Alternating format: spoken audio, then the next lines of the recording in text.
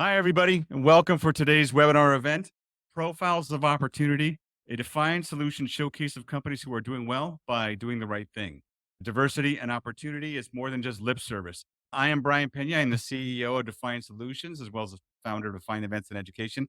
And I am so excited to bring this incredibly important topic to you today, sponsored by Primary Talent Partners and an absolutely amazing blue chip group of folks. So without further ado, I'm going to go through some housekeeping, give you a little bit of content, and then we're going to go into our dialogue and let everybody share their personal stories. But what we're really interested in is we want to get your perspective on the topic at hand. Like all defined events, we really encourage a lot of interactivity, and that's why we use the platform that I have with here today. I'm not going to belabor the introductions. I'm going to let everybody do their own introductions. But without further ado, let's get started.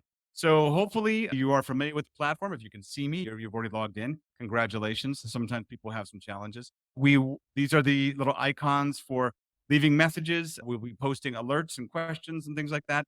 If you have any thoughts that you want to have with the other attendees, you can share that in the chat function. But what we really like you to do is to use that Q&A bubble to post any questions you have. Those are closely monitored.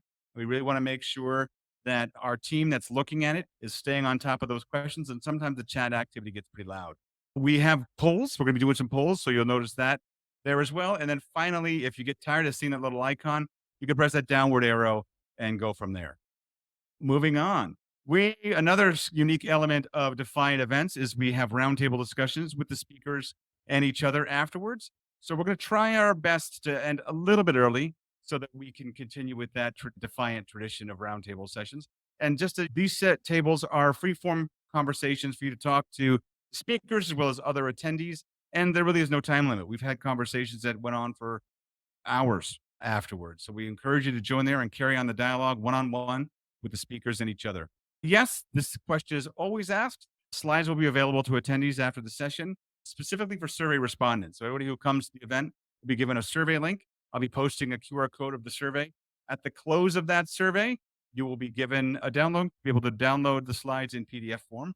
And we certainly hope you do. If you are ready for your own Define event, for those of you who are interested in learning more about how we can help you amplify your market message and improve sales, one thing that we have done for sure is we feel we have cracked the code of what makes a great event. And those are actual scores from actual defined events out of 5, not out of 10. And you can scan that QR code or simply just reach out to me in the chat or anybody on the Defiant team, and we'll be happy to talk about how we might be able to help you. Without further ado, I'm going to go through a little bit of content here. The purpose of this content is to give you some context for what we're trying to address and the topic at hand, which is about diversity and opportunity for all.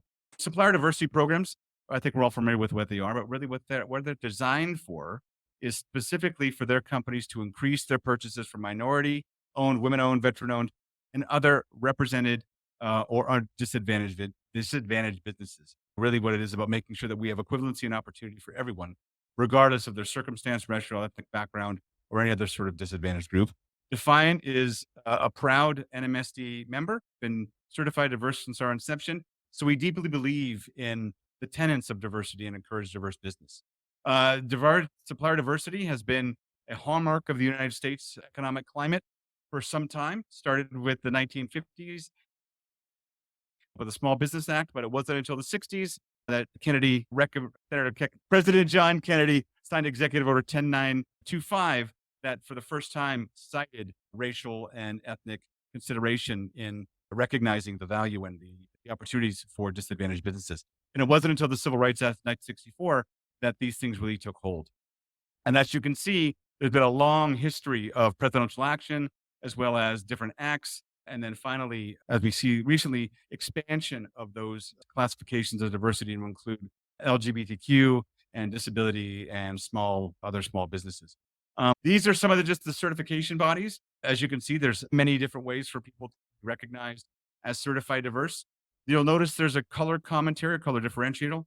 The color is really to represent those organizations that are recognized by the Billion Dollar Roundtable.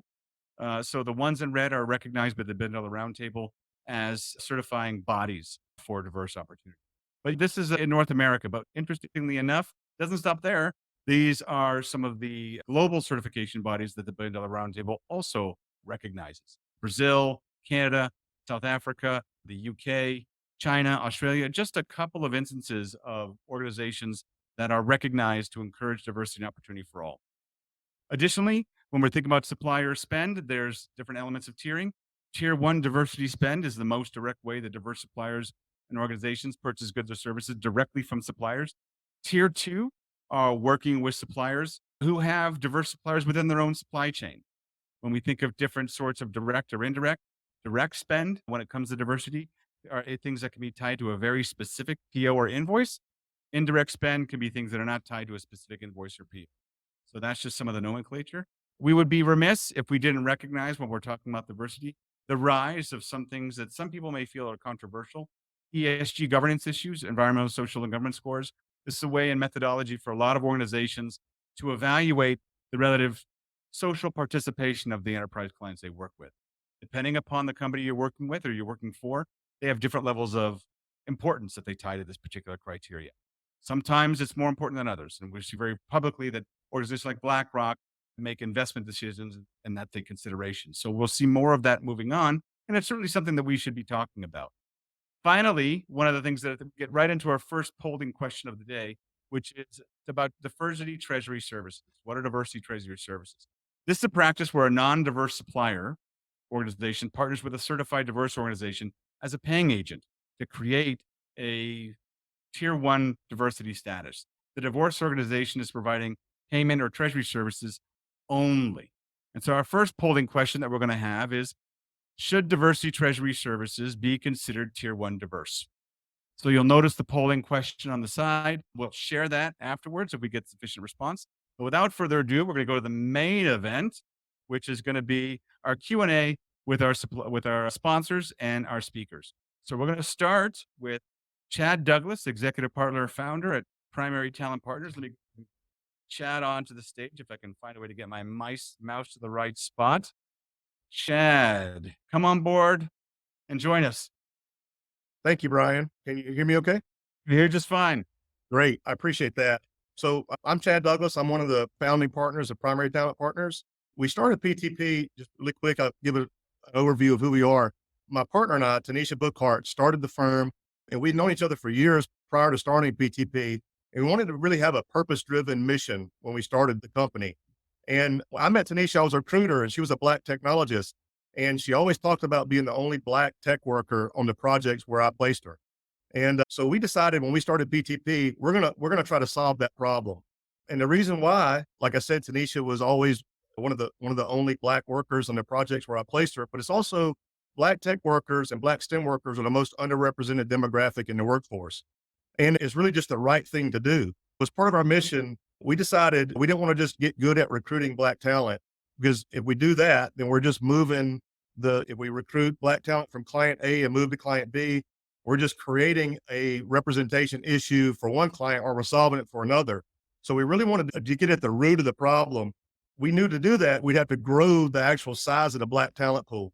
So our solution was to create an environment, an ecosystem that's full of programs and systems designed to do just that. So first thing we did, we looked at internal representation of our recruiting organization, because SHRM has put out some data, and we all know it. We've been in the industry for quite a while. There's not a lot of representation. As a matter of fact, the representation is not much higher in recruiting as it is in technology for the Black recruiter. So we started with our own organization in increasing Black recruiter representation here. And there's a lot of reasons why that benefits our company and our mission to deliver on Black talent, which is our purpose here.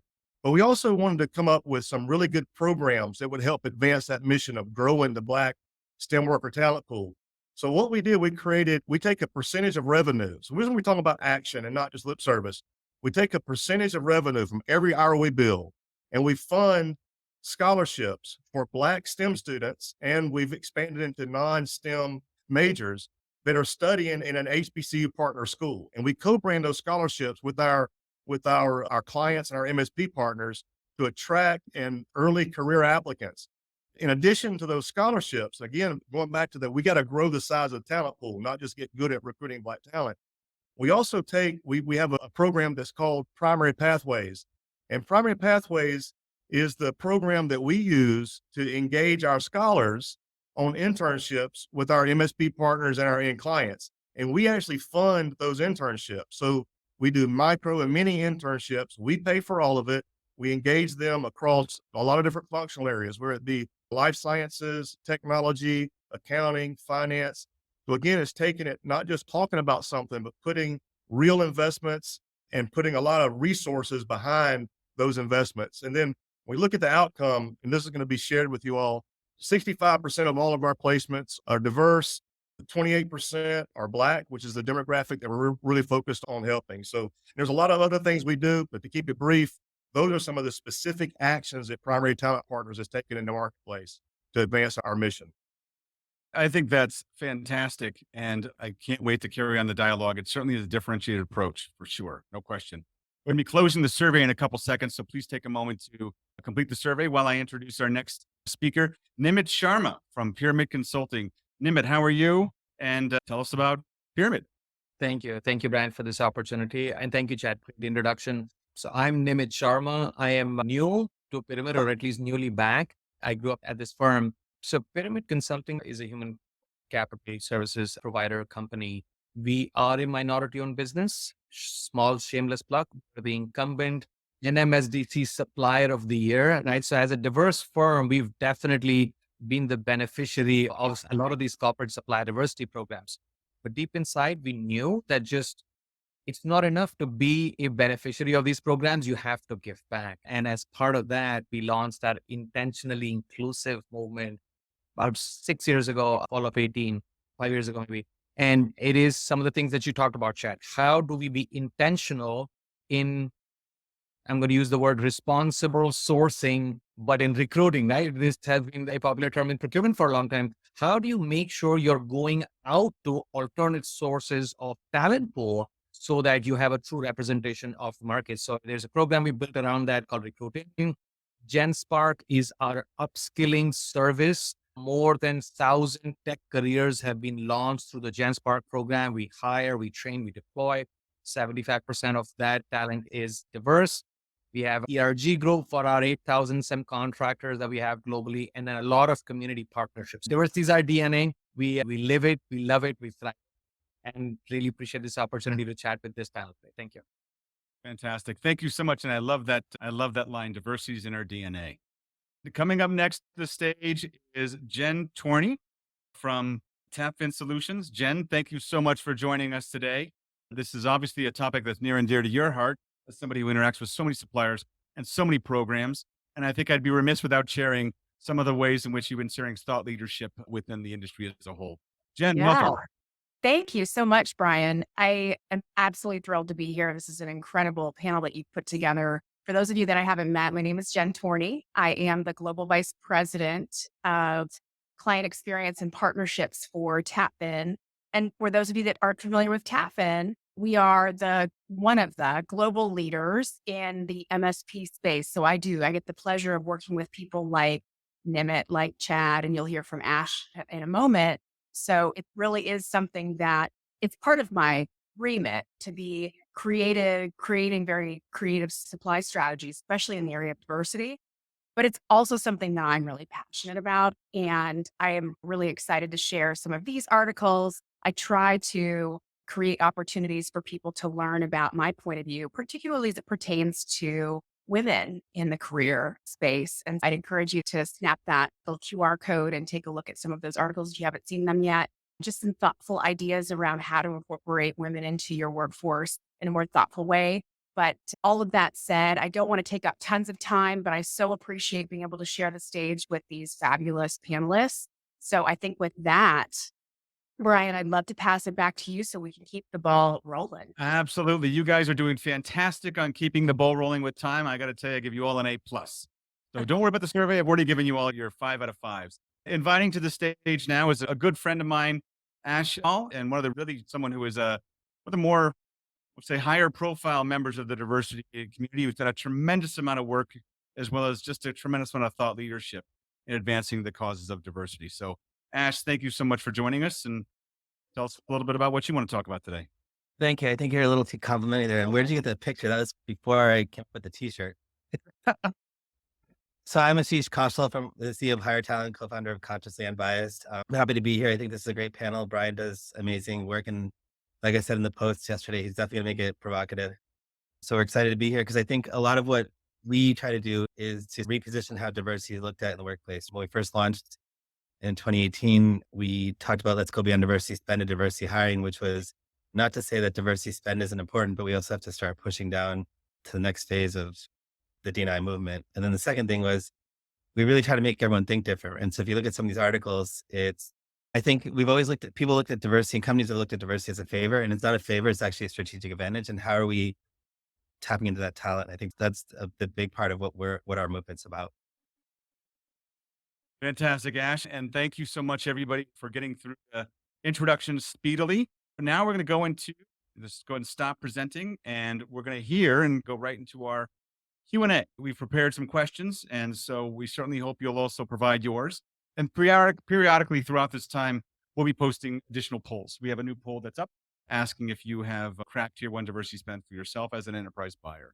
Interestingly enough, on the poll results for the Treasury services, it was almost pretty much evenly split until the very end. 53% of you thought that tier 1 diversity Treasury services should be tier 1. 47% felt otherwise. So maybe that's the first question for the panelists. Does that survey make sense to you? Do you think that tier 1 diversity spend should include diversity Treasury services? And I'll put that out to anybody. I can start if you guys are okay with it. Absolutely, Ash. Take the So look, I think if you think about the spirit of it, right, when it first started, there was not a lot of minority businesses working with enterprise corporations. And so we're forcing large organizations to partner with minority organizations to build that relationship. So that conversation was never going to happen if we didn't start this way. And I think it was important to do that.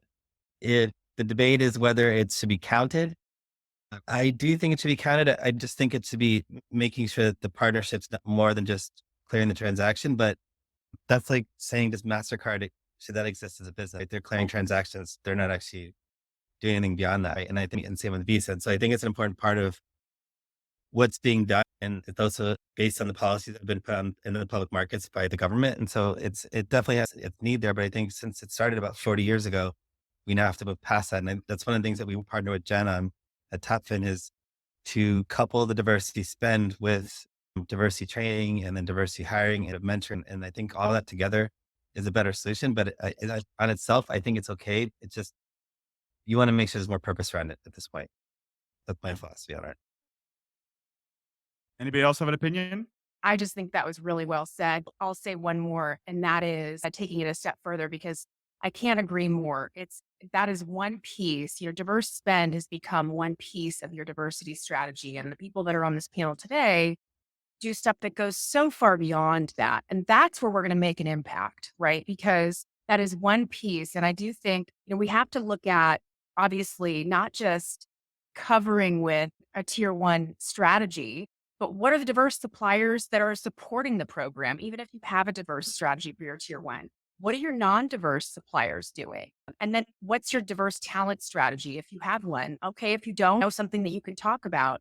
And then, like Ash said, we're so fortunate to be able to do a lot of training and inclusion events with Consciously Unbiased in partnership with Ash. And that's been something that, like, if you don't create a nice environment to grow a beautiful tree, you can plant the most beautiful tree, but if the soil is bad. And so I think it's so important to look at the foundational elements that go beyond just creating that number at the end of the year that we hit this number of spend with a diverse one organization.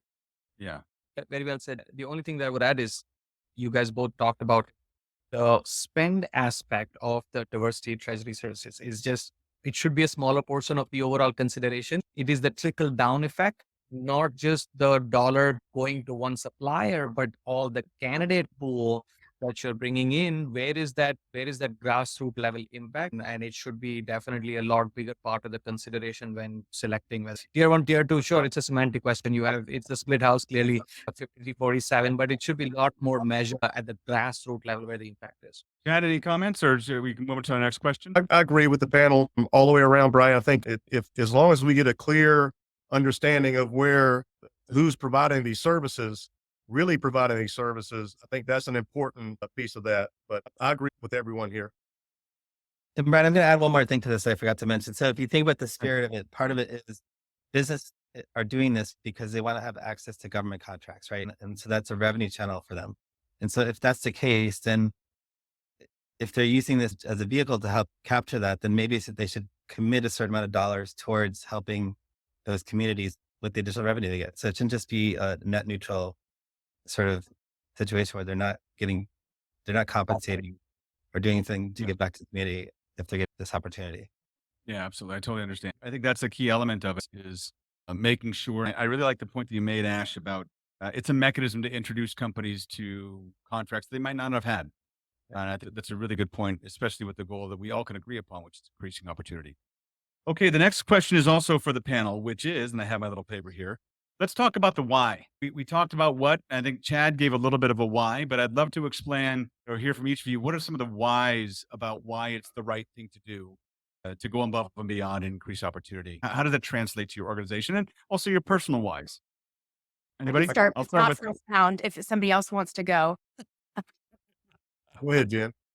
I was just going to say, I mean, listen, like I said, it's not profound, but I'm a mom. Oh, and I want my daughter to grow up in an environment that's better than we have today, like full stop. And when we think about the work that we do, whether you're a staffing supplier or you're an MSP or you're in that ecosystem, putting people to work, which is great, there's impact there.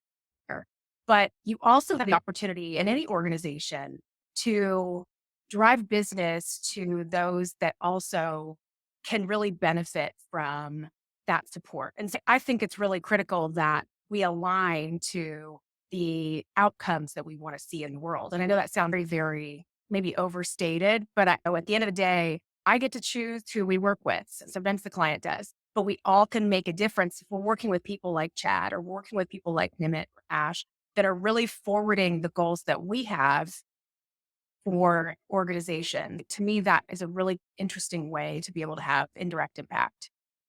And that was well said, Jen. And for me, when when we're servicing the market, there's business reasons why and there's personal reasons why for Tanisha, for both Tanisha and myself. The business reasons are clear. Our clients, we support MSPs. Most of our services are delivered through an MSP. Their client CEOs are making declarations and that they're going to increase diversity representation within their organizations. And that's trickling down to the MSPs that manage these contingent workforce programs. So by creating innovative solutions to solve that problem, we're making ourselves a much more valued business partner. So that's the business reasons. And then you have the personal reason. I'm personal friends with my partner, Tanisha, and I've seen what she's had to go through in her career. I didn't have to go through any of that. I sit in a position of privilege. And for me, if at the end of the day, I'm a winner in business or I'm a winner personally, but I didn't compete against the best, and everyone, and Tanisha's one of them, and all of her peers who are Black STEM workers and Black professional workers, they didn't have the same path in front of them that I had. Then it's a hollow victory for me if I win in business because I had these advantages. So until the playing field is truly level, it's really hard to walk around with a trophy and say, look what I won. Well, all my friends who are Black, and we focus on the Black workers. So that's why I use that. If they didn't have those same opportunities, then the victories are all hollow. So we've got to level that playing field, and we can do it from our seat. That's my personal why and the business why. I love that, Chad. Yeah, that's great. That's awesome. I think I want to add to what Chad and Jen both said because they both have great answers. And like Chad specifically said, if I win, but I'm not on a fair playing field, then I didn't really win. And so I think the problem with the way DNI has been focused the last few years is it's been a favor and an unfair disadvantage to people in power. And that's not the right approach, and it shouldn't be the case. The purpose of DEI is to expand the talent pool of candidates considered to choose the best person for the job by managing inherent biases that have no bearing on whether they can do the job, right? It's not it shouldn't be a favor, it shouldn't be positioned as a favor. And that's the reason it's not sticking. When the economy goes bad, we just cut off all things that we think aren't relevant. So this is one of those first things to go is because of how we position it. I think the idea is to expand the talent pool, right? It would help inflation. It would help all the things that we say we have problems with in society today in corporate America if we just let everyone have an opportunity to apply for the job and get evaluated from a unbiased level. And I think that's the reason I'm in it. And it's also to make people think differently. So we have these assumptions. For example, one of my best sales I've ever hired, she was 8 months pregnant. I hired her when she was 8 months pregnant. There's a bias around that, assuming that people can't work after at that time. And so she ended up becoming one of our best employees and she didn't know that sense. And so there's stories like that. Or I'm now working with the Moms First organization where they are trying to get the White House and corporate America to help compensate mothers for childcare so they can actually go to the office, right? And so that helps with inflation, that helps untap economic value. And I think if you think about DI from a supply chain standpoint and you try to unleash economic power across the supply chain, that's where it's really going to resonate in the long term. Thank you, Ash. The only thing that I would add to this is for us, it felt like checking the box, right? If there is we talked about supply diversity, if there is like a poster child of firms that have ridden this wave of supply diversity spend over the last 20 years, we are that, right? And we are very thankful, but it definitely didn't feel enough. It felt like we were just still checking the box. How do I bring back diversity into my products and services was going to be the obvious like next step for us. And so that was the lingering thought at the back of our head. Now, all of us are in staffing. Shortage in talent, tech talent is in front of us every day. Every year we would see for certain types of skill sets, we are receiving more orders, we are placing more people, but we're also leaving more orders on the table because there just wasn't enough talent. And so the business cause of doing something more, creating newer talent pipeline was always there. You talk about why, and this is absolutely true story, right? The CEO of Pyramid, Sanjeev Tirath, was actually at a business lunch, California Pizza Kitchen, discussing talent shortage pipeline.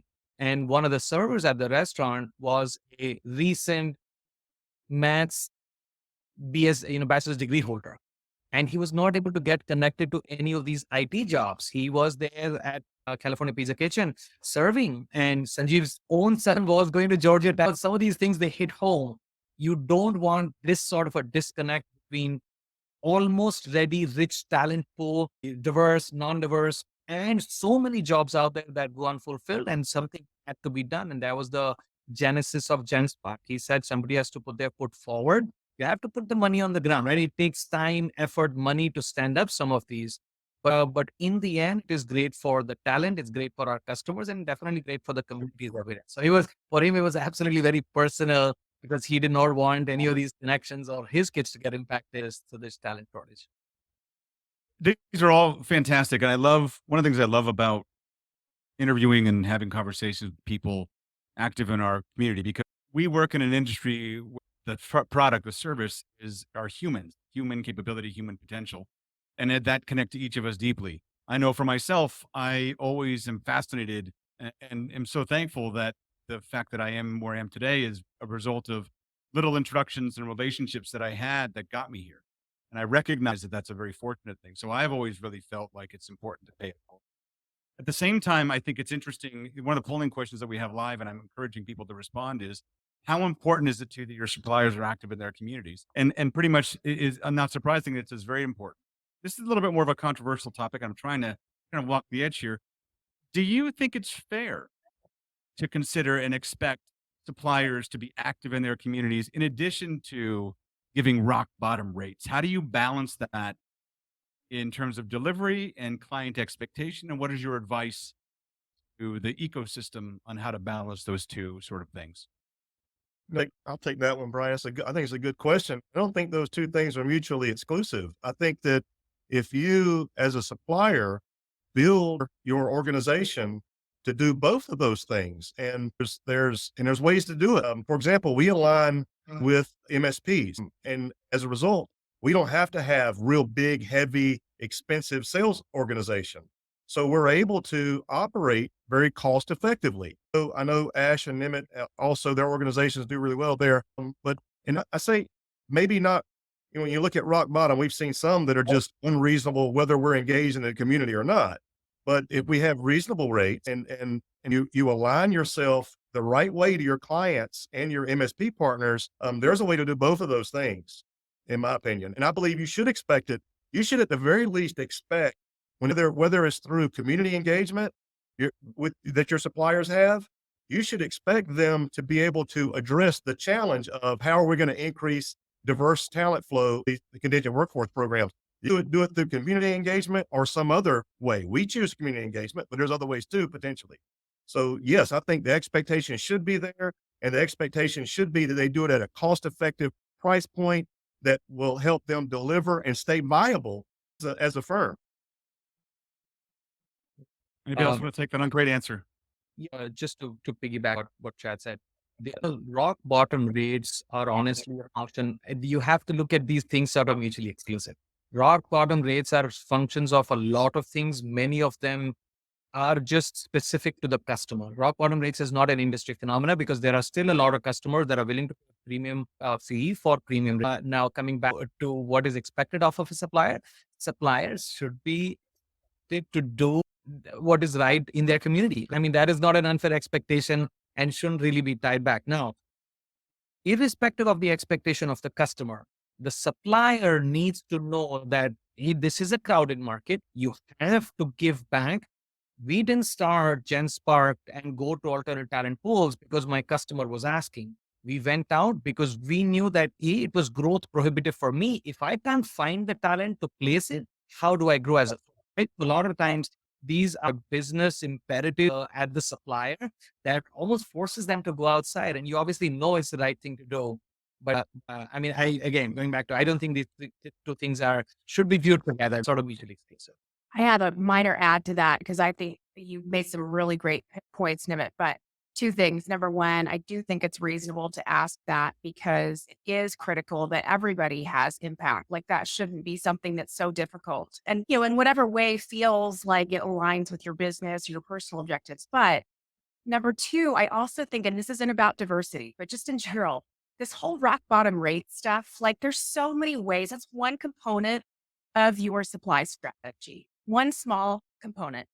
And there are so many ways to derive cost savings that don't impact your outcomes. And so we try to encourage looking at the whole picture. There's a lot of different ways that you can get to X, and just bringing those rates down to bleeding red is not going to always get you the results that you want. I mean, there's cost of people not getting filled into seats, like the time that it takes to get orders filled, that alone is costly. So looking at the whole picture and really determining with a client, let's figure out a strategy here that fits your business.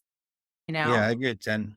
Definitely. I think it's probably more expensive not to fill a seat and not to deliver your solution Yeah. to your business. And Well, I've always said cheap is expensive, and Exactly. bad procurement is bad procurement. And if you focus on one element, that's lazy. Well, let me And so let me rephrase a little bit, Brian. Maybe not rock bottom, but cost effective. I think when you cost look at correct. rock bottom, none of us Yeah. should be supporting rock bottom rates because rock bottom rates, you're not going to be a viable supplier in anybody's portfolio long term if you're doing everything rock bottom. But you can still have cost effective rates and still do community outreach. So I agree with you. So in that regard, Because the biggest thing that I always have is a frustration with people in the industry to focus on markup as the only element of value that they measure, and direct cost savings as the only thing that they focus on. And also, shameless plug, we're going to be doing a webinar on cost savings in early September, so hopefully you'll join us for that one as well. But anyway, I think it's an important distinction because when you have diverse strategies, there are certain things you need to do to encourage diverse participation. Can anyone talk to examples of ways to make their particular program a much more diverse, supplier-friendly place? Are you talking Ash? about from the customer Just side? in or general, the- like as an enterprise buyer, what do you see as things you can do to make it a much more friendly climate for diverse and disadvantaged businesses to participate in? I mean, I think one is outreach, hosting events to make sure that you show the community and the organizations that you're open to business and work with diverse vendors and also diverse employees, right? You want to make sure that you highlight them. So one of the things I always talk about is in terms of breaking bias is if somebody in the organization has come up with has done something incredible, make sure you highlight that, put it out on put it on Instagram, promote it within the company. So you start breaking biases when people see that people that look different than you are actually achieving things that are much beyond you might personally be able to do, right? And that's inspiring. And I think that's the way to get this to be contagious across an organization. That's one example. I'm actually going to flip that around a little bit. As a diverse supplier, I'll tell you for the longest time, we thought it was a differentiator. Today, it's not. I go to an enterprise and say, hey, you know what? I'm a diverse supplier. They're like, I have more than I can handle. I mean, just being a diverse supplier, it's just, I honestly, I want to say it's not even table stakes anymore because more enterprises in the contingent labor space, in their IT spend, they're meeting some of their diverse spend goals. Now, there are other areas that they're not. It is about going back to your suppliers and saying, what more? if you're a diverse supplier, I want to talk to you, but you got to be able to show me what is it that you're doing to bring diversity back to me. Just to your point, they should be more engaging. I don't think they are so much because I think most enterprises will tell you, man, we have too many diverse suppliers, just not enough differentiation within them.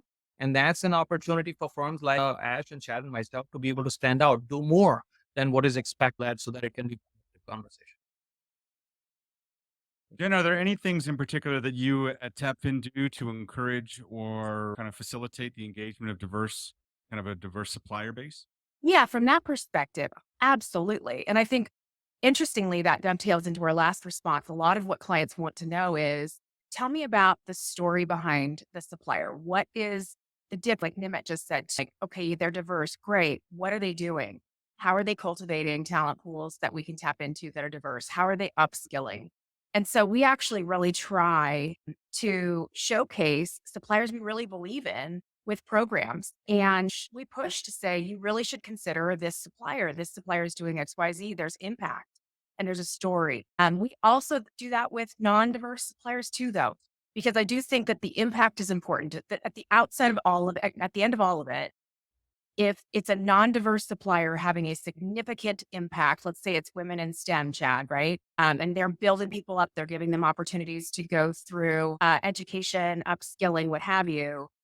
If you're a non-diverse firm, I still think there's tremendous value in that as well. But we typically mentor too. I mean, we have for a long time, for many years, all we could do was affect the supply diversity spend for a client. So we really cultivated relationships with some of the best diverse suppliers in the business and helped them grow, really mentoring them on how to be successful, giving them an extra shot, pushing them into clients, really trying to represent them, make introductions. And we continue to do that. And Jen, that's what we love to see because when we started the firm in 2019, and we're an emerging firm then, and we're certainly growing a lot now, to see TapFin make that investment of resources to evaluate supplier because there's 20,000 plus suppliers in the market, and you could easily overlook one that is doing something very innovative in this space or some other space. But to make the investment that you have in your supply base strategy to look at new suppliers and emerging suppliers, that's important to diverse suppliers. We're woman owned to make sure we get a fair look. And that takes a lot of effort on an MSP part to do that. TapFin's done a great job in that space. Thanks, Chad. Yeah, Yeah, we can't always do it perfect, but it's something that's really important to us. And so we just continue to try and continue to try. And again, align with the people and organizations that are doing what you feel is right and push to make them successful. That's, I think, what the essence of diversity is really about anyway, when it first started with SPED, support the right team. Absolutely. We're going to be going, we have 8 minutes left before we go into our roundtable sessions to encourage participation in the roundtables. We have another couple of questions about candidate diversity. We've talked a lot about supplier diversity and an opportunity from the supplier perspective. What are some of the best practices you encourage or you would like to consider when encouraging candidate diversity within their programs? This one's really near and dear to our heart at PTP. And the biggest thing that we've seen is there is a lack of representation, and we've got the mission for the Black STEM worker and the Black professional worker. There's a lack of representation in our industry. I think being very intentional about having representation in our recruiter organization has been huge in attracting diverse talent. And there's a study that UCLA put out there. If you Google UCLA diverse talent, you'll find the study. It's very heavy academic reading. I don't necessarily recommend you read it, but if you're interested, go ahead. But a Black hiring agent and Black recruiters can engage with the Black talent community in a different way than their non-Black counterparts. There's a history of bias that's there that they've had to encounter. When you get that diverse representation, you're able to attract more diversity. And when you open the door for one demographic, trust me, all the other demographics come through that door too, the wider you open it. So we've seen that. So I think we can look in our own houses and make it more diverse. That's been huge as it relates to getting diverse candidates. Well said, Chad. I think what you represent is what you can represent. So if your internal employee base is diverse, then you can bring diverse talent to the table. I think also TapFin's done a great job of adding that to the scorecard metrics because compensation drives behavior. And if you measure it, then things happen. So I think that's a key part of making sure you get a diverse talent pool within your organization. And then also things like setting up diverse panels and holding us accountable for that. I think that's important. Don't forget, just really quick, to track your data. So many staffing firms aren't doing the hard work of tracking the demographics at a candidate level, submitted level, placed level. All that has to be tracked so you can improve on your performance and see what's working and what's not working. I think that's really important too.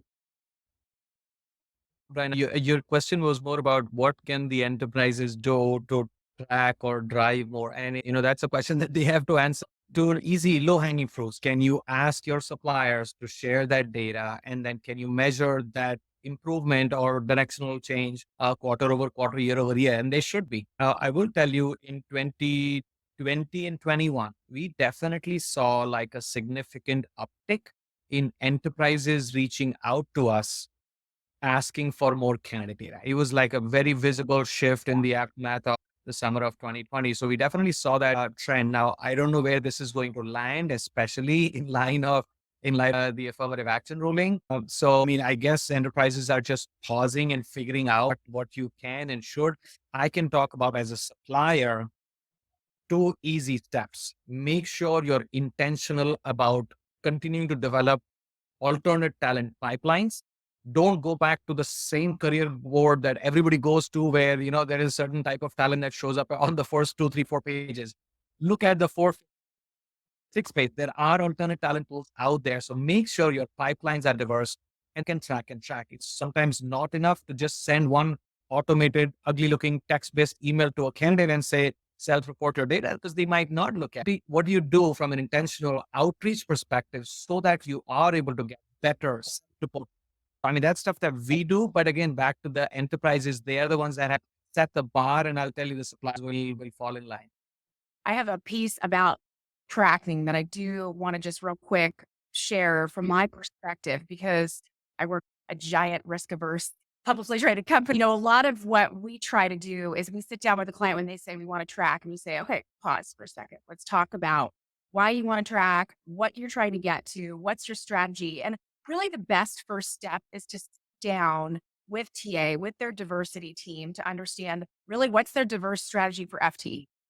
Because you really don't want to start tracking something like no strategy and it's not in line with the strategy you have with your FTE for contingent. That's just asking for issues. The other thing is, frankly, it can be difficult in where you track. So I know Nimit, you were talking about, doing the tracking yourself. A lot of our clients do it that way. Some are starting to track in the VMS. Some VMSs won't do it outside. So like Beeline was a trailblazer with that, and they were willing to take some risks and allow for people to have some very lightweight tracking. And to me, the tracking isn't the answer, but it helps you understand all the things that you're doing as an organization to try and improve, whether it be you're improving your belonging and inclusion in your culture, you're working with diverse organizations that truly foster diverse talent pools. Like, to me, it's a way for you to at least qualitatively see if you're doing the right thing. It's not really ever going to be the answer, because some people are not opt in, and it's not really as robust as you would want it to be to really get a true answer. Typically we say stick with race and gender or whatever's in your onboarding for FT. I mean, but I have to say it kind of sucks. Excuse my language. It stinks that you can't, we're wrapped around so many legal implications that it makes it so difficult for us to do something that we want to do the right thing with, if that makes sense. That part makes me frustrated, but there's stuff that we can do without much impact. I think also a real interesting element when you look at that is one, and Debbie just posed a great question. I'm going to share on the stage to advance upon it real quick. But I think that the idea about tracking is sometimes limiting, because when we think about what we're trying to achieve with a lot of diversity initiatives, there's veterans, there's disabled, there's people who are coming from hub zones or what have you. And oftentimes those things are entirely missed in a lot of the traditional tracking metrics, but those communities are also just as valid in a lot of ways. And so I get that reticent. I'd love to hear everyone's perspective. Thank you, Jen, for that commentary about tracking. Then we'll close with some final thoughts, and then we'll go right in the roundtables. So what are some of the things that each of you as suppliers do to facilitate tracking of the candidate? We start at the very beginning, whenever we engage with them as a candidate, we start with the surveys and we educate them in the recruiting process why we're collecting this data. And then we do store it in our ATS, but it's not tagged to their candidate profile. We've got EEOC report where that data is kept. We can provide that data in an aggregate level to our clients, and we continue to request it all along the recruiting life cycle, all the way up until onboarding. So they're going to get a request 4 different times. They respond to that request, we stop asking. If they say they don't want to provide it, we stop asking. But we keep educating, requesting all along. And without that data, it's very difficult to know whether our efforts are successful. So it's really important. It's one of the most important pieces. We do similar to what Chad said as well. Great answer, Chad. So not much I can add. All customer requests are responded to in an aggregated, anonymized fashion, right? So that way I'm not sharing, these are the 3 people that I've placed at your customer, this is their risk, but it's all aggregated, anonymized. And then from a tracking perspective, we do the same. It's early in the recruitment lifecycle. And that data is never shared with anybody in the decisioning line of command. That's key, right? The recruiter, the account manager, the hiring manager, while that recruiting cycle is on, will not be shared. It's all the HR team. But once the rack is closed, right, 30, 60, 90 days out, we definitely aggregate. We want to be able to track the progress of our diverse recruiting pipelines. Because what's the point going to these events and not be able to track what is the improvement of my diverse talent pipeline? So we do, and so far it's worked well for us. Again, the onus is back on to the enterprises to ask more, do more with that data, right? So that is really where the level of the conversation will get elevated. And that's such an important Fantastic. question that Brian asked. We hardly ever see it in an RFP, but I think it's a really important question that should be asked. Well, I think that's a great question. And maybe what we can do is for everybody who's attending, reach out to us after the fact, and we'll provide that particular question for them to include in future RFP initiatives. So, whenever I hear that gap in the market, I want to make sure that we can fill it with insight and ideas. So if you don't have that included, reach out to us to define it. We'll provide you with that. With that being said, and another shameless plug, I'm not afraid of it. I want to give each of you a minute for some closing comments, and then we'll go right into housekeeping and then roundtables for further discussion. Chad, why don't you start us off? Yeah, I thank everyone for spending this hour with and my fellow panelists for their contribution. We have to be intentional and deliberate and measure what we do in this space to move the needle. Thank you, Brian. Thank you, panel. This was awesome meeting Chad and Jen. Diversity means different things for different people. Comes in all sorts of shapes and sizes. I recently attended the Disability Conference in Orlando, and it is eye-opening the amount of great work that is already being done in the space of inclusion, but then also how much more still needs to be done. So we are in this together, right? Of course, it would not move just one enterprise or one MSP or one staffing supplier. It is about having these dial in and again, and it is press upon us. Thank you for the time today. Thank you. Jen? I mean, obviously, thank you so much for inviting me to be a part of this star-studded cast. I feel I'm part of it. But I will say, I continue to be so impressed with this industry and trying to push the narrative and try to push past difficulty when it's difficult to track. How can we figure it out? And really, there's so many people that want to do more and create an impact. And that part's really inspiring for me to watch that. And the fact that all of you showed up to listen to all of us talk about. So, I mean, that's a really great sign. I just want to say thanks to all of the people that are leaning into this in spite of the challenges and the kind of strength and fortitude. And I think it matters. And thank you to everybody in the audience as well. Thank you. Ash, bring it home, brother. I think we'll serve a special position where whether you're a buyer or you're a staffing agency, you have the ability to curate talent and really make an impact on the culture and organizations and also the diversity footprint that they have in turn. We should all take that with a bit of be humble about it, and also realize it's an opportunity to do something special and really make an impact on your legacy.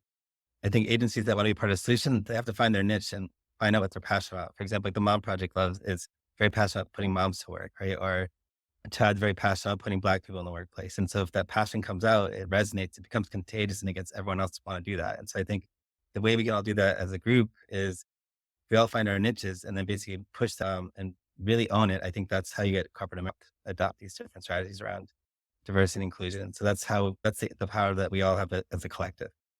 Fantastic comment. I honestly think the highest thing that you can do for somebody is to provide them with opportunity to feed their family, to put a roof over their head, send a kid to college. And so it is an absolute honor of my life to be a part of this industry in some small way and interact with people like you who are doing such amazing and incredible work. So thank you so much, Chad and Primaries, for sponsoring. Thank you to all the panelists. We hope you'll continue the discussion at the roundtable. We'll all be there for as long as you want to hang out and chat. If you want to learn more, this is everyone's contact information with QR codes as well as the LinkedIn profile. If you're not connected with them, well, you certainly should be. We are always obsessed with survey. So this is the SurveyMonkey link. Everybody who completes a survey will be entered into a drawing for a one-of-a-kind Defiant Solutions mug. Be the envy of your friends and family and those at the coffee shop or your neighborhood barista saying, where's that? And you can say, I sat in on a webinar. I know that's honoring. We certainly hope you're going to join us for our next event, which is going to be 25 strategic cost-saving hacks for your extended workforce. We're going to focus on more than just markup, I promise. And without further ado, we certainly hope you'll join us in the roundtable session. Thank you so much, everybody. Thank you. Thank you, Brian. Great job. Thank you guys. Thank you.